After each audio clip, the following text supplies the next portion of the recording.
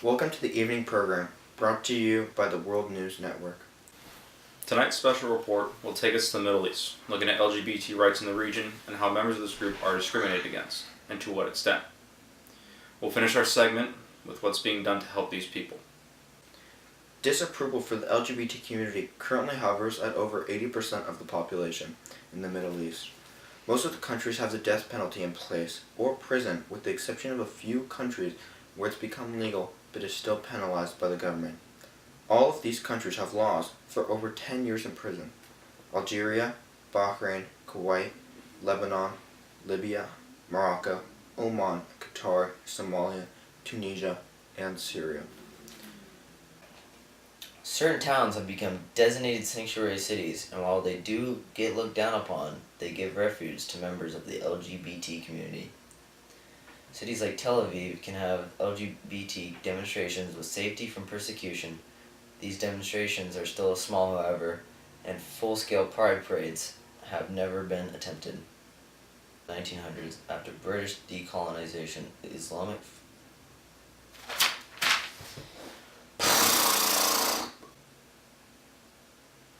Where did these anti-LGBT sentiments originate from? The British first brought the anti-LGBT legislation during the 1900s.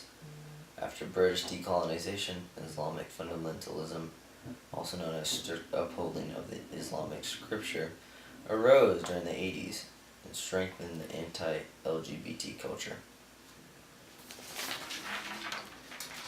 Middle Eastern culture actually doesn't look down upon close male relationships. It can be quite common for two males to hold hands or kiss each other as long as it doesn't cause temptation. The people are very close and do have very tight-knit communities and families. This idea means that most of the pressure on the LGBT community comes from the family. Coming out can be one of the hardest things a gay person can do in the Middle East. It means being looked down by their entire family and community. Families are also typically extended families consisting of the several generations in a household, and not just a nuclear family, which is typical to the U.S. The problem has become existential as it changes their identity for the rest of their lives. How is the government showing its disapproval of the LGBT community? The government of Saudi Arabia recently took action against a school with a rainbow-covered roof, with a fine of 100,000 riyals. Similar fines and penalties have been given to those who openly display LGBT symbols in the Middle East, limiting their outreach. Like how rainbow bumper stickers became a fad in Egypt a few years ago, before they became linked with the LGBT movement and were subsequently banned. The government has not exercised execution for LGBT people in over the last decade, which raises the question, who is behind the attacks on the LGBT community? Extremist groups like the Taliban have had the most severe punishments for members of the LGBT community. ISIS stands for the Islamic State in Iraq and Syria, and is a radical terrorist organization.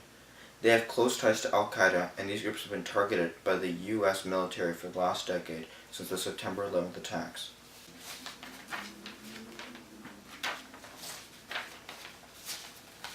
These groups have declared homosexuality a capital offense, meaning that, if accused of homosexuality in ISIS region, you will be subject to being thrown off a building and being stoned to death.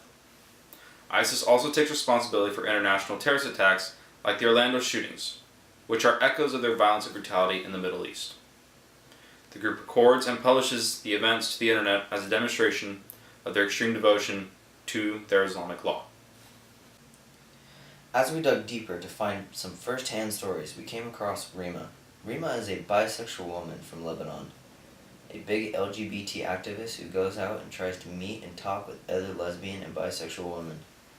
She can be seen as a great role model and motivation for the LGBT community in the Middle East. When meeting with other lesbian or bisexual women, she often tells them about how religious figures, government officials, and even your parents have no business with what you do with your body. She believes that if they don't like what you are, they are wrong. Ahmed, another LGBT activist from Libya, believes that other activists are no different from everyone else and have the same rights. Ahmed goes on to say, I am a human like everyone else. I have rights. I will defend those rights. Thank you, Michael, for that insightful look into the personal feelings of LGBT members living in the Middle East. Currently, the biggest factor protecting the LGBT community is international pressure.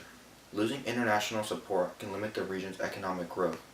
With this region's biggest export being petroleum, it's imperative that they have a large market to be able to sell to. Now to a commercial. Boy, do I love Arizona tall cans.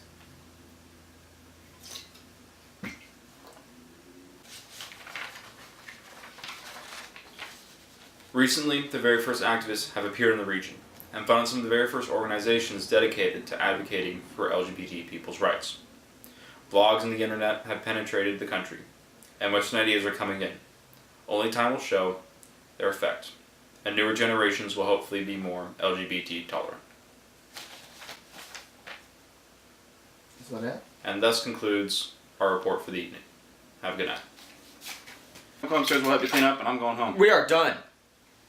This sucked. Oh!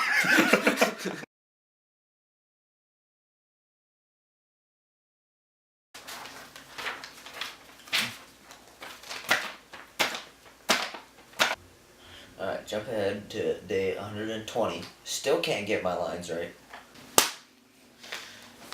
Why is it so smoky in here?